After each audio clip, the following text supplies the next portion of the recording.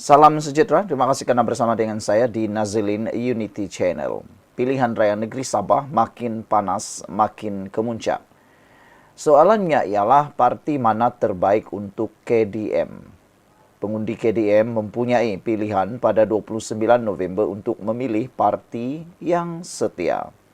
Tuan-tuan dan puan-puan sekalian, Tulun Tokoh, frasa dalam Kadazan Dusun yang diterjemah ke bahasa Melayu bermaksud orang kita. Ia sering digunakan dalam kempen politik untuk komuniti Kadazan Dusun Murut KDM. Sempena PRN Sabah ke-17, perdebatan paling tepat mewakili komuniti KDM kembali memuncak. Lanskap politik negeri itu yang kompleks dan berubah-ubah menjadikan perebutan pengaruh dalam segmen ini semakin kritikal. Antara parti paling menonjol membawa suara KDM untuk PRN 17 kali ini ialah Parti Bersatu Sabah PBS, APKO, Parti Solidariti Tanah Air Kusta, dan Parti Kesejahteraan Demokratik Masyarakat KDM. PBS walaupun parti berbilang kaum namun kekal sinonim dengan perjuangan KDM. Pengasasnya Joseph Pairin Kitingan diangkat sebagai Huguan Siau, gelaran tertinggi komuniti Kadazan Dusun. Bekas ketua menteri itu kini menjadi penasihat parti. Tuan-tuan dan puan-puan, kembali lagi soalannya, mana satu parti yang baik untuk mewakili KDM? Sejak ditubuhkan pada tahun 1985, PBS konsisten mempertahankan prinsipnya dan setia dengan rekan politik, biarpun 2 kali meninggalkan Barisan Nasional pada tahun 1990 dan tahun 2018. Kesetiaan dan pendirian teruji.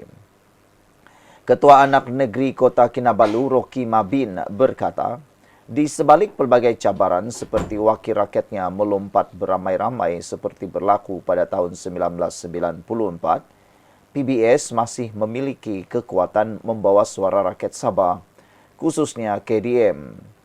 Kata kuncinya, kesetiaan. Walaupun berdepan dengan pelbagai cabaran, PBS ada rekod berpegang kepada prinsip jika tidak berpuas hati dengan sesuatu tindakan. Keputusan PBS berpisah daripada BN bukan kerana mengejar kuasa. Selepas PRU 14 misalnya, PBS mempunyai peluang bersama APKO menyokong warisan pimpinan Safi Afdal untuk menumbangkan kerajaan BN.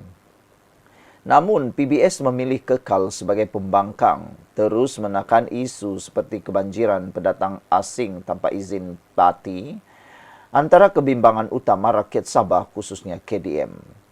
Kehadiran PATI parti ini turut mengaitkan semula dakwaan demografi dan hak masyarakat KDM terjejas sejak 1980-an melalui projek IC. Bekas Perdana Menteri Dr. Mahathir Mohamad yang mentadbir negara dari tahun 1981 hingga 2003 sering dikaitkan sebagai individu yang memulakan gerakan itu. Namun dalam prosiding Suruhanjaya Siasatan Diraja mengenai PATI parti di Sabah pada tahun 2013, Mahathir menafikan pengetahuannya mengenai projek IC sambil menyalahkan pegawai kerajaan atas pemberian kad pengenalan secara tidak sah kepada warga asing. Persoalan itu belum terjawab dan Mahathir kembali ke pesada Putrajaya dari tahun 2018 hingga tahun 2020. Didakwa Safi'i hasil bantuannya dalam ceramah politik menjelang PRN Sabah. Bukan sekali tetapi 2 kali dakwanya. Hasil kesabaran dan konsistensinya, PBS menambah 2 kerusi pada PRN 2020 berbanding 5 sebelum itu.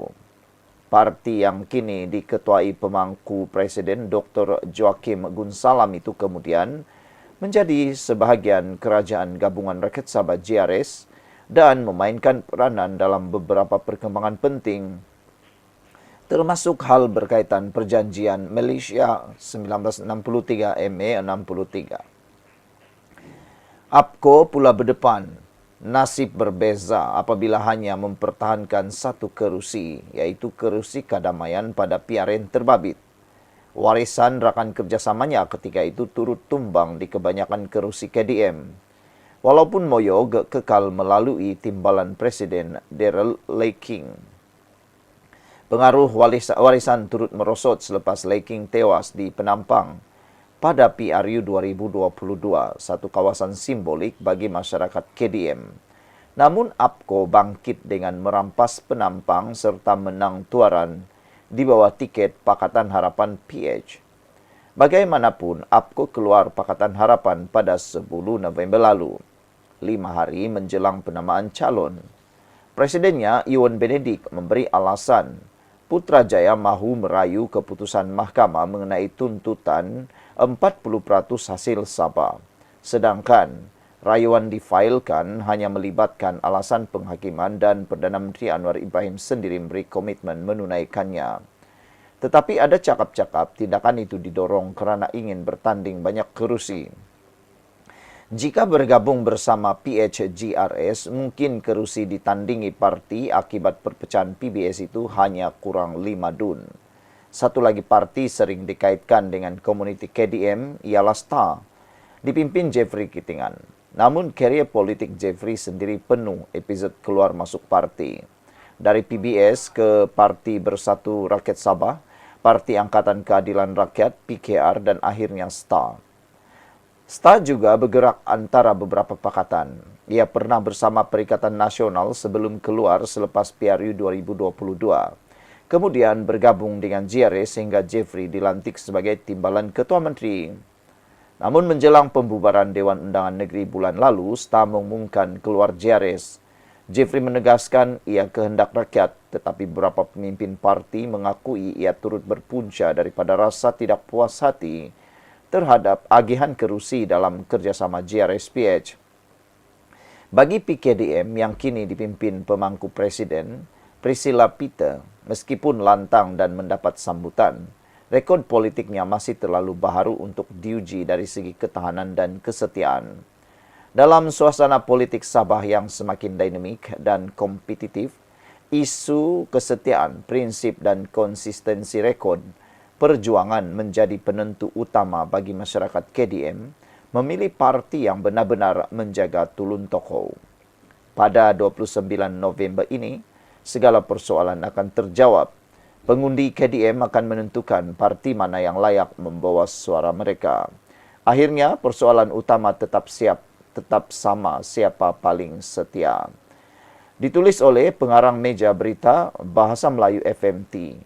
Tuan-tuan dan puan-puan sekalian, walau macam mana sekalipun dipilih oleh KDM, apa yang lebih penting sekarang ialah gelombang menolak Parti Malaya sedang berlaku di Sabah. Sekian dulu, kita jumpa lagi. Bye-bye.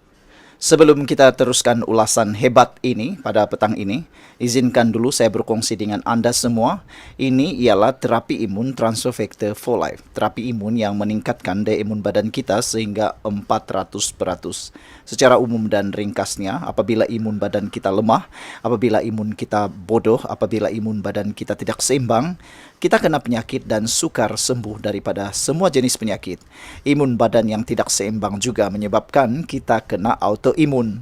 Tuan-tuan dan puan-puan sekalian, apabila imun badan kita jadi kuat, bijaksana dan seimbang, imun badan kita lah yang akan menyembuhkan semua jenis penyakit yang ada di dalam tubuh badan kita. Terapi imun ini mendidik, mengajar, menguatkan dan menyeimbangkan imun badan kita.